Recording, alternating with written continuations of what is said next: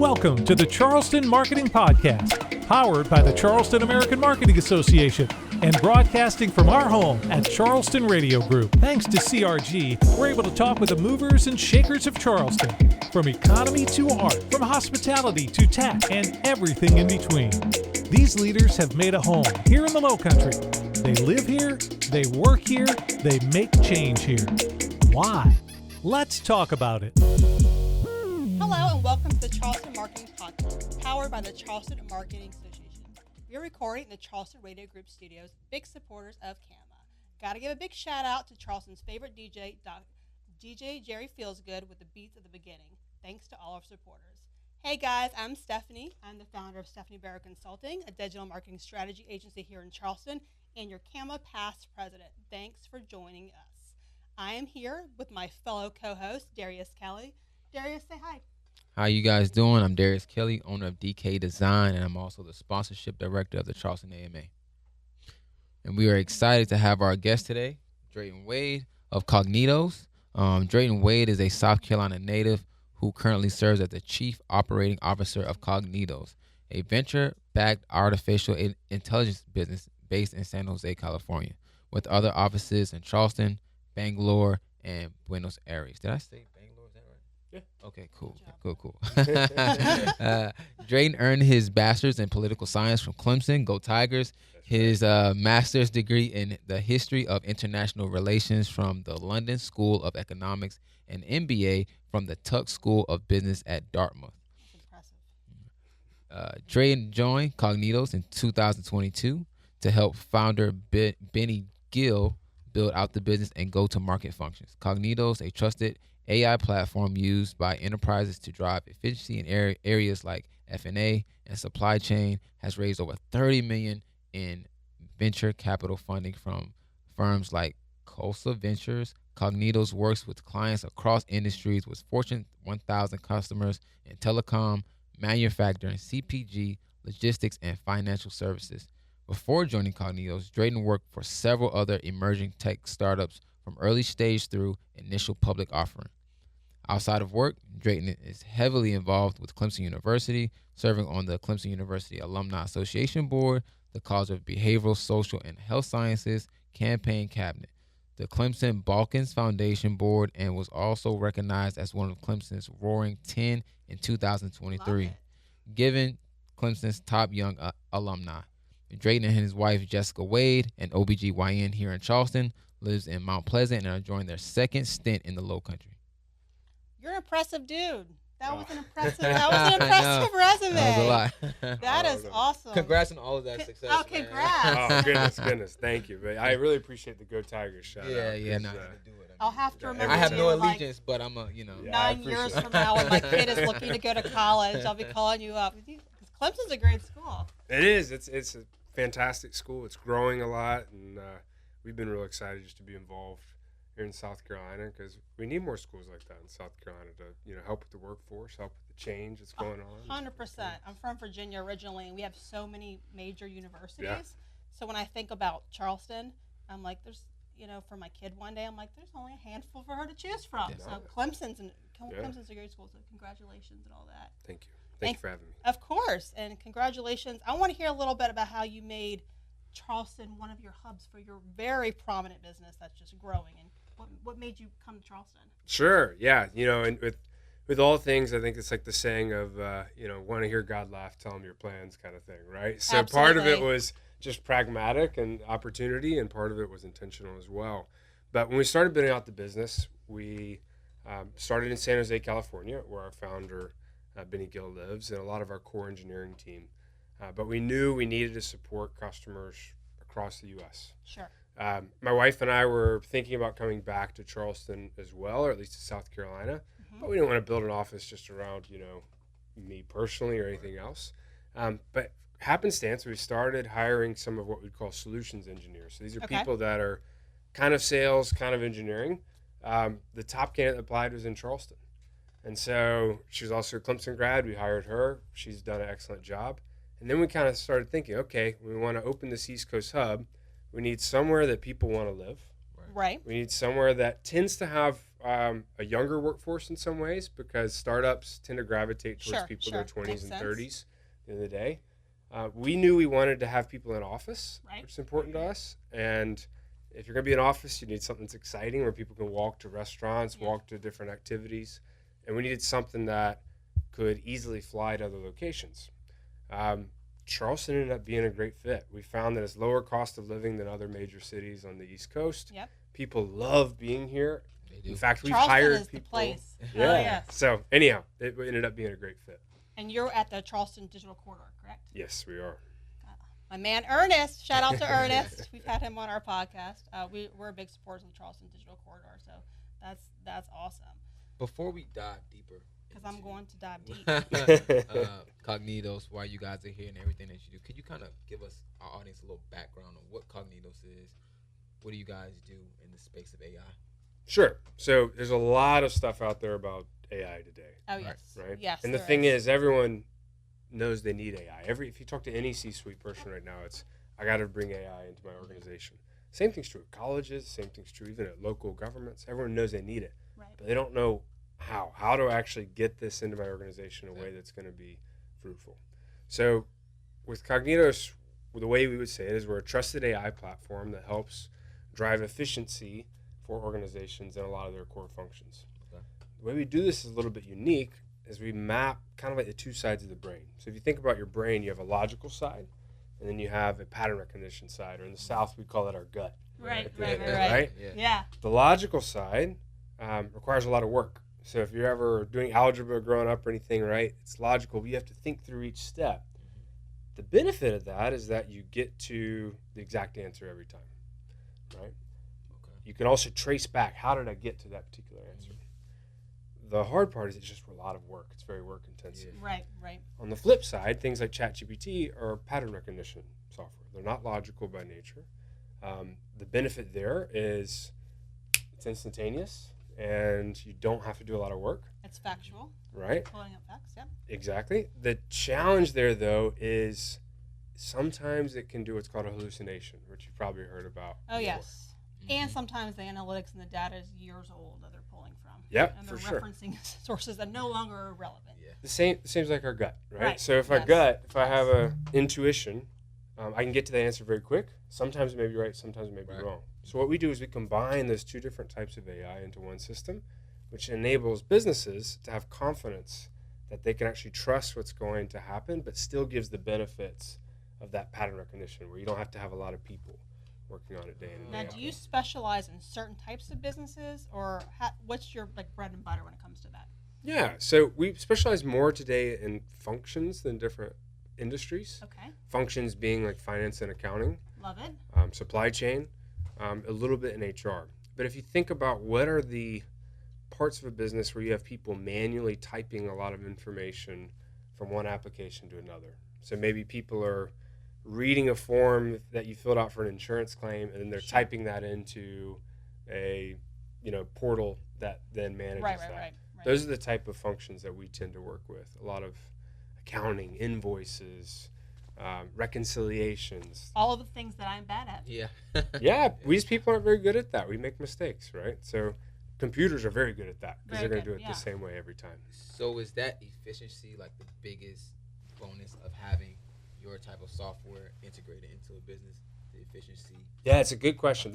Honestly, that's what we thought when we started off. So we Okay. started, the company's founded in 2020. We really launched the product in the market in 2022. And we assumed that cost efficiency would be the main thing. But our system works a little bit different than other AIs. So let's say it's working through a problem. It's processing a bill or something.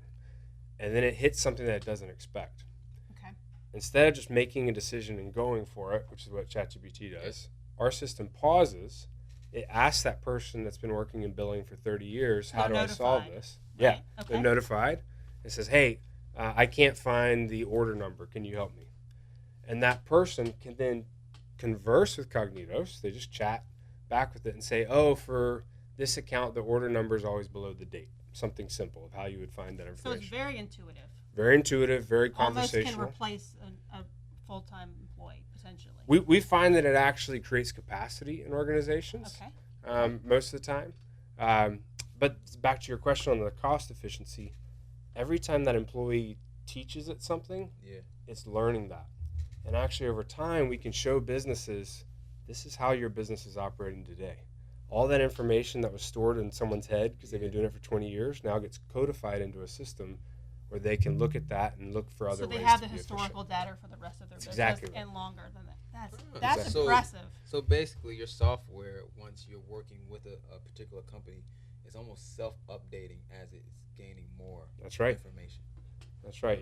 People teach it how to handle all those weird situations that we may encounter. Okay. So this is so now hearing all of this backstory, I understand the whole creating an AI first world that you have on your website. Our goal, that's exactly right. Our goal is that AI should do the mundane and boring things.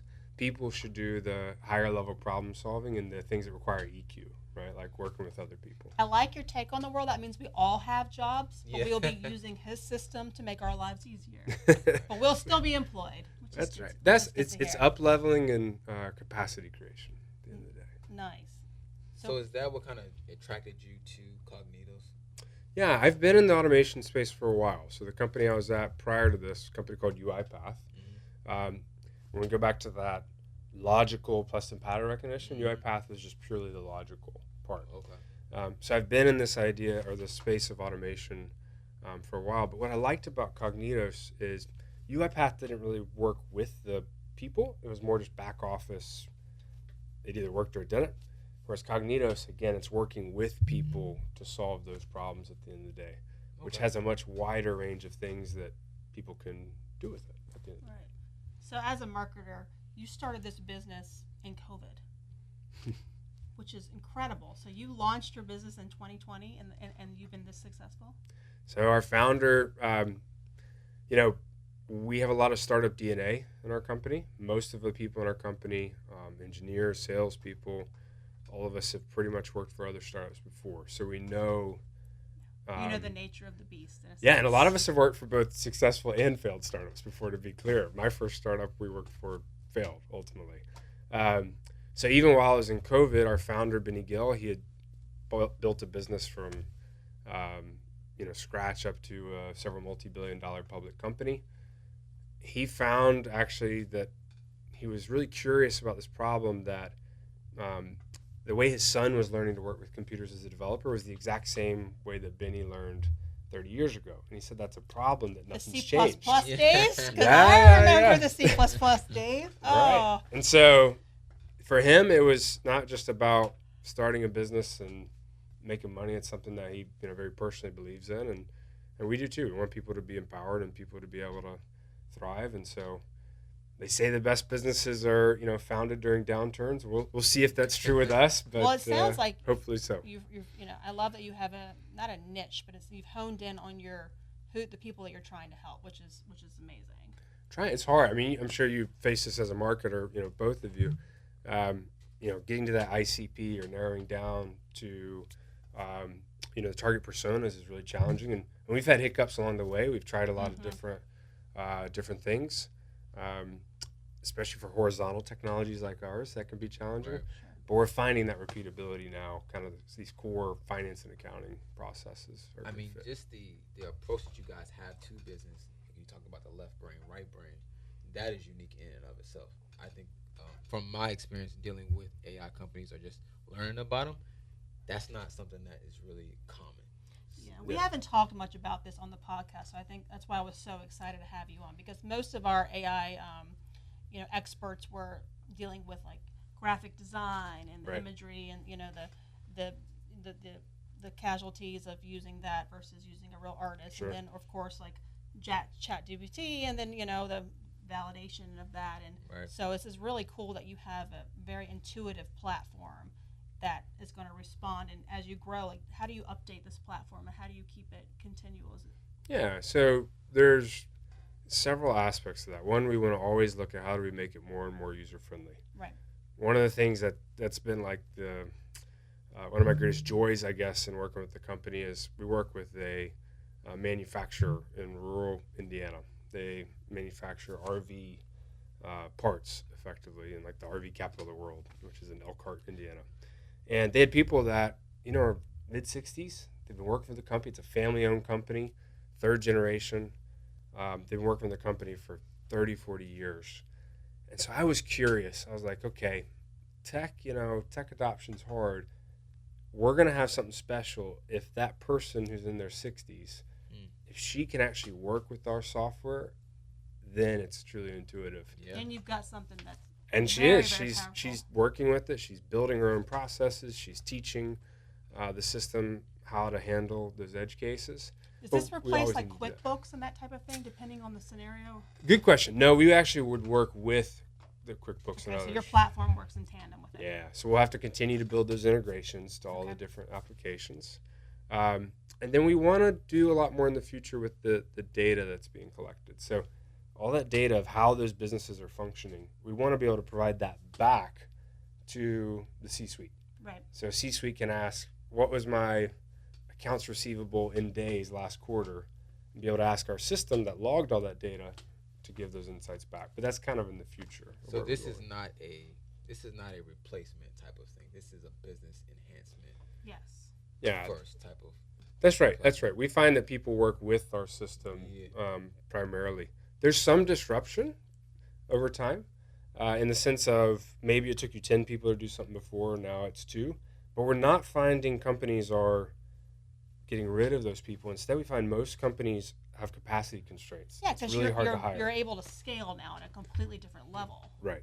And they can enable those people to work on problem solving or to spend more time with customers, more time in the human things that we're good at. Outside of QuickBooks, what other platforms do you integrate with? Yeah, good question. So we work with most ERP systems, which are your big finance and accounting, so SAP, Oracle, those, as well as IT systems like ServiceNow. Okay. And then we're working with a lot of HR systems as well. Basically, we like to work with the applications that businesses use to run day in and day out. Okay. Now, with like the AI industry just blowing up and changing and the technology constantly evolving, how often do you come together as a collective team and rework the system, or how does that all work? I love hearing about the collaboration of businesses, because I think that's such an important piece of it. You get this, expert piece of communication, and you're like, it just works so seamlessly, but like it takes a lot of work to make that happen. Yeah. So we this reminds me of a story. I went to Hamburg, Germany last October. And we went. This man is always on a flight, by the way. I've been trying to get in touch with him. He is always on a flight. Yeah, we run and gun quite a lot, I guess. But I was over in Germany, and we were meeting with Siemens. Siemens being one of those obviously large manufacturers there. And so they asked us to come in and do this presentation on not just Cognitos, but AI. What should they be thinking about? What are the risks? And I remember I did this presentation, and a friend of mine works in their AI group over there. And then the next day I had to text them and I said, I hate to tell you this, but one of the slides I presented is completely obsolete based on something that happened today. Yesterday. So it's that frequently kind of updating to where we have to really spend a lot of time watching the market, seeing what technologies we can incorporate to stay relevant. Otherwise, it's challenging. Well, what goes into, just to piggyback, what goes into your forecasting then? Like a product perspective? Yes, like even in that type of situation. Yeah. So we work with a lot of the large language models, like GPT, which is behind ChatGPT. Facebook just came out with Llama, which is an open source one. So we always have to be kind of anticipating of what's coming on those, because then we can leverage them within our framework with kind of updates there. Another thing that we have to kind of forecast is actually how do we use AI, not just our own AI, but other AI, to make our developers and our salespeople more productive. Sure. So that, and marketing too. Our marketing team is using it quite a lot in the content we generate. So it's a lot.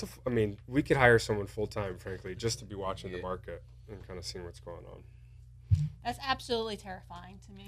And you have a whole team of people constantly studying the changes in AI. I dabble in, I don't dabble. Every single day I'm in ChatGPT. I dabble in using some programs for graphics and that kind of thing. But that is sincerely the extent of my AI normal day-to-day functions. Do you use it for search? I'm curious. Yes, I do it for search, and then I look back at the sources, and especially because I do a lot of like content writing, content creation. Right. So, like for instance, I was working today with a nonprofit who's based out of Boston. Shout out to the Vanessa T. Market Foundation. I love them. And we were doing some statistics on like women's safety, because it's an organization around like women running, like based off a girl who passed away because she got murdered while running outside of Princeton. Oh, gosh. So I was trying to get up-to-date statistics on, certain areas and that kind of thing, and also for the LGBT community. And it was years old.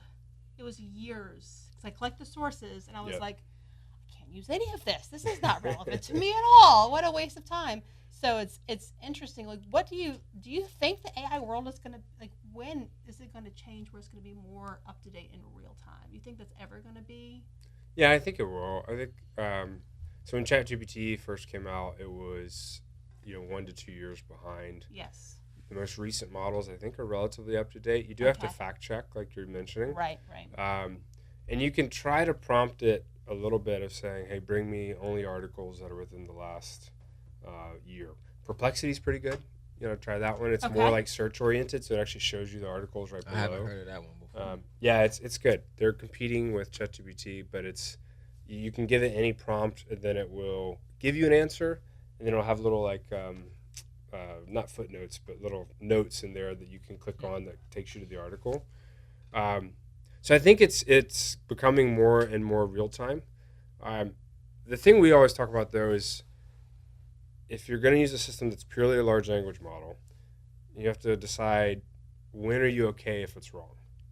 And that's kind of our niche, is because we've combined the two. We can be used in finance and accounting, whereas enterprises are using ChatGPT in marketing or in other areas because, okay, if you write a piece of content that's wrong, you can go back and quickly fix that. Right. So you may have comfort with the data being a year old or whatever it may be. If you do that in finance or accounting, you could have a loan approved for millions of dollars that you can't get back, right? Or a payment. I bet your paperwork is significant, where you're talking about the fact that you use AI for some of your work, because I can't imagine the legal implications of something being wrong. Yeah, it's pretty, we're going through that with a few onboarding customers right now. It's pretty intense on the legal and the info security side. Man, thank God I'm married to an engineer. I'd be like, sweetheart, there you go. Take this over. I can't. This is more than I can handle. Because I was talking to a client this week, and we were implementing potentially like AI as a customer service call. Like instead of calling Red Plumbing, Heating, and Air and getting at someone in the call center, we were talking about having someone. And it's interesting, like how realistic these people are now. The AI chat.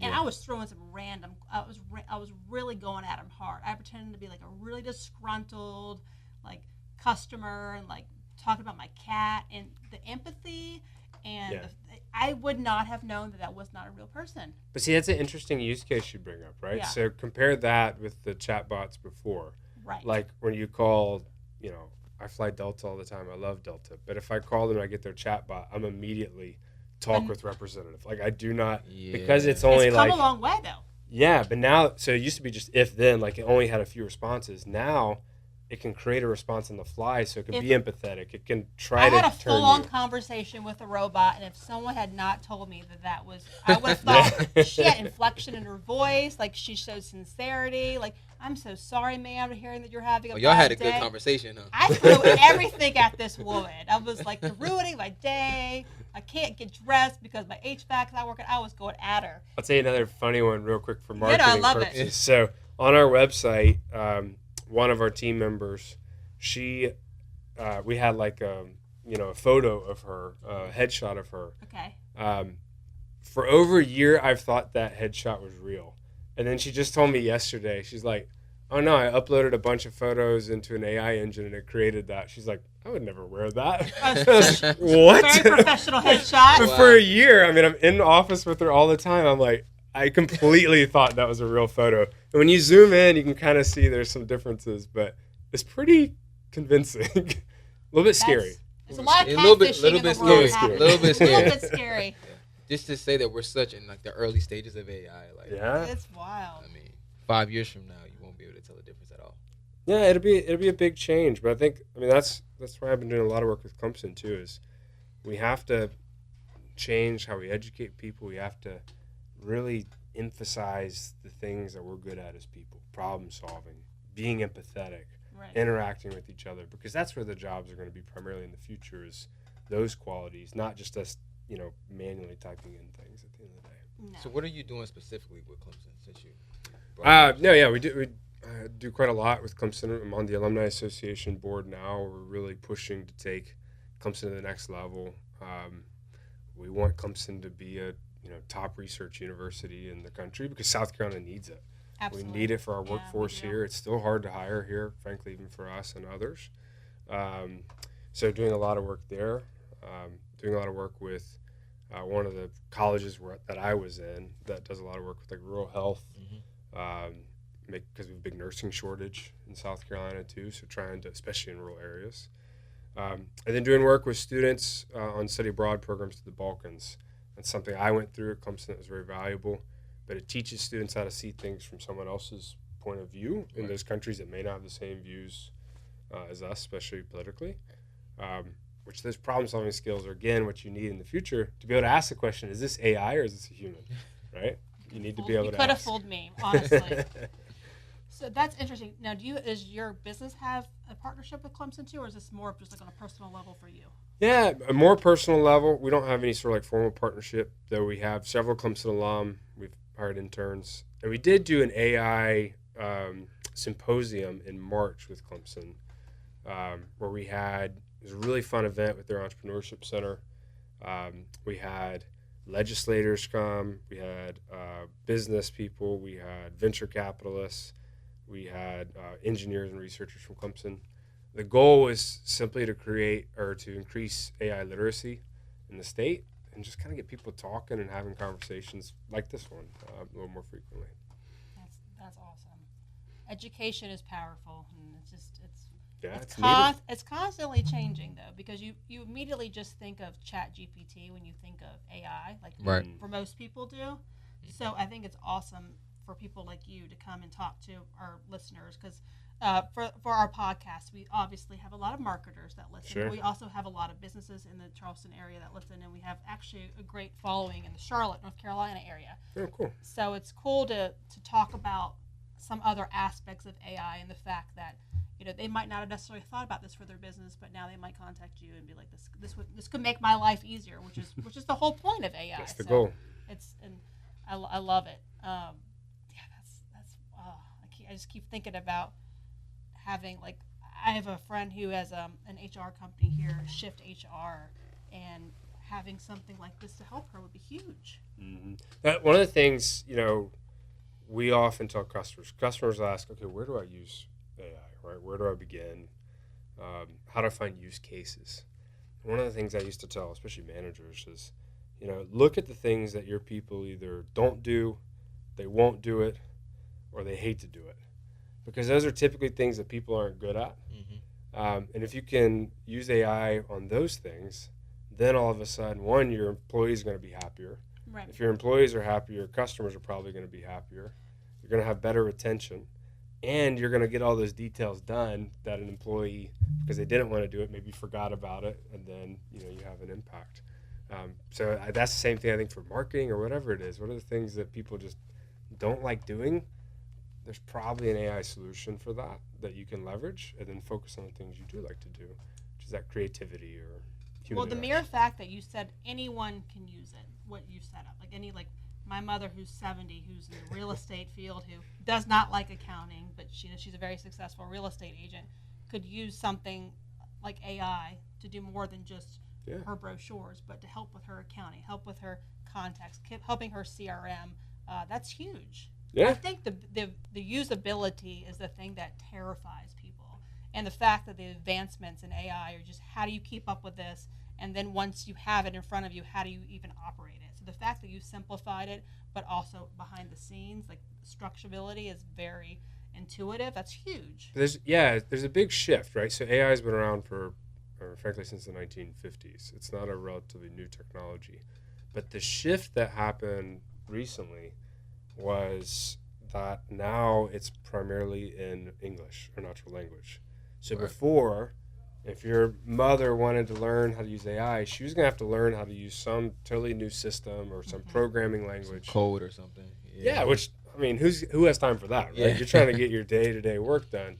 Whereas now, you just converse with it. You just write steps in English, line by line of what you want it to do, and it will change. That's why ChatGPT is so popular. If you look at the, talking again, marketing and sales, if you look at the interface, it's an extremely simple interface. There's nothing to it. I feel like I'm like in Cliff Notes, like Yeah. back in the day. Yeah. I'm like, here's the Cliff Notes of what you should write about, and That's then you right. feel almost guilty, but then it does save you a lot of research and that kind of thing. Yeah. As long as you're responsible and don't take things.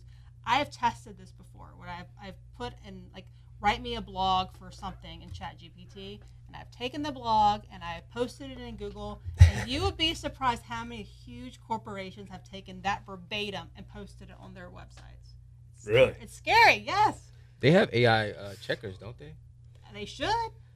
Yeah, there are some. I know that it's a challenge. I had one of my teachers. So I'm from Rock Hill originally. One of my the AP English teacher from up there. She now teaches down here at Philip Simmons, and she messaged me not recently. She's like, "How do we tell if like students are using this?" I'm like, It's tough. "It's pretty tough." Yeah. Like the one thing is you'll notice like models kind of sound the same after a while. If you They read do. enough of it, Yep. you can kind of like, Certain That adjectives seems a are lot like over different. and over and over Yeah. again, and I'm like, Sentence structure. It's sentence structure. yeah. Yeah, Yes. it'll change over time, but sometimes it's like that's almost too perfect. A human doesn't write that way. Exactly. All the punctuation is right. Yeah. You're like, how many commas can you fit in this one Yeah. sentence? No, it's crazy. Now, outside of ChatGPT, what other AI platforms do you think people, like regular people like this girl who does not use your current software, what do Yeah, you sure. suggest? From a consumer perspective, I think ChatGPT is good. I think Perplexity is very good as well. I think from a business perspective, but more at a personal productivity level, you'll see more and more embedded into things like Excel. Salesforce has some native capabilities, which I think is good. HubSpot, I'm sure, will come out with some stuff there. So I think those are the places probably to start. That they'll have some Right. additional functionality. But it's going to be embedded into everything. Every company right now, every product's trying to think about how do we somehow embed this into our core product, even support. So like we use Intercom embedded into our product for like customer support. It's all AI. Right. It's complete AI. We only intervene if they can't get the answer for some reason. I need to check out Perplexity because you Perplexity's mentioned cool. it like 2 or 3 times. Yeah. One that I've used recently is Grammarly. Like I know Yeah. they I've been using Grammarly for years. but I didn't know It there was is integrated AI. Yeah, I didn't you know can because I could integrate like it. You can right. you can download it and every Yeah, I didn't every know text message and every yeah. Even fun things like, so my wife grew up in France, and so her extended family doesn't speak much English, and I do my best with the southern accent, which is not great, but I've been using Duolingo for a long time, Yep. Okay. and now Duolingo has generative AI like capabilities, so it's everything is going to have it embedded in some way, shape, or form. I was at a conference recently, and it was for another reason, but I happened to be around a lot of deaf people, and you could see them walking around with the apps and doing that. Really? Yeah, which was really Interesting. So to kind of go back to Cognitos a little bit, we talked about how ChatGPT, like it just spits out, it just gives you the answers. Mm-hmm. But with your software, it will, if it hits a roadblock, it asks a question for clarity. Are you guys potentially integrating your AI with other AIs to kind of add good that question. same? So we have part of it, our platform is proprietary. It's something we developed, which is a form of English that is structured. Mm-hmm. This is getting a little bit technical, but you have to have it to where if I write 5 steps of a process in English, for it to function in a business, it has to happen the exact same way every time. Otherwise, you can't have confidence. Okay. Then we'll use other large language models around that to make the user experience easier. Getting back to that kind of pattern recognition plus logic aspect. And as well, we may use it to do sentiment analysis or to summarize things or to generate content, whatever it may be. So we'll use any other technology embedded into our platform to bring that benefit. The difference is we build our process in English. If our system has a doubt, the AI has a doubt, it'll actually ask the human. And we don't know of any other system that does that Yeah, that's today. really cool. That is really cool. And then every step, both human and AI, is logged in English. So you can go back and see exactly what everyone did, which is something that's important for a business to be able to have that record. Do y'all have a of compliance. bilingual? Like, could other languages? Yeah, not today. So that's one thing you were asking about earlier, of where do we go in the product. So today the product itself is only in English. Okay. We can handle inputs, so documents or anything in pretty much any other language, including Arabic and Eastern Asian languages, but the interface is only in English. It'll probably be a little bit of time before we do other languages there. So we mainly work with English-speaking customers today. Okay. Now, your customers, they typically use this like on a desktop, on a laptop. Do you have an app? Like, what is the easiest way for them to access it? Yeah, it's a cloud-hosted app. So There they you go to our the address for our application there and use it from there. And then we integrate with their different systems that may be on-premise or other situations. So you've been doing this since 2020, and you've been growing steadily every year, sounds like. We launched the product in the market in 2022. So it's Yeah. 2 years that was spent just hardcore building the product. So, yeah. With the engineers, and then since then, it's startups are kind of, you just hold on and hope you can hold on for long Now enough. tell the people how many different offices you have, because I've been trying to reach you. You were just in Japan, right? We've been bouncing around because we, not intentionally, but we've had global customers pretty much from the beginning, and we also have an investor that's out of India as well. So from our founding, we had an office in Bangalore and then in California. And then we've opened this office here for our East Coast hub. We've opened an office in Buenos Aires. At some point, we'll need to open an office in Europe because we have some European customers. But for now, I just have to go on planes pretty much. Well, I'm sure Dr. Jessica Yeah. misses you sometimes. Yeah. That's awesome. Well, this has been a really exciting conversation. Now, if someone wants to get in touch with you to learn more about your business or learn more how you can help support them, like, what's the best way for them to do that? Sure. We're pretty active on LinkedIn. That's our main social channel. Our website as well. I'm active on LinkedIn. People can reach out to me as well. And We would love to have you come do a lunch or a coffee talk one day for the Charleston American Marketing Association, if you ever. Of course. want to I be would a love to. speaker. Thank you. It'd be That fun. that would be fun, because I think this is something that a lot of people don't know about, don't you think? Kelly's shaking her head yes.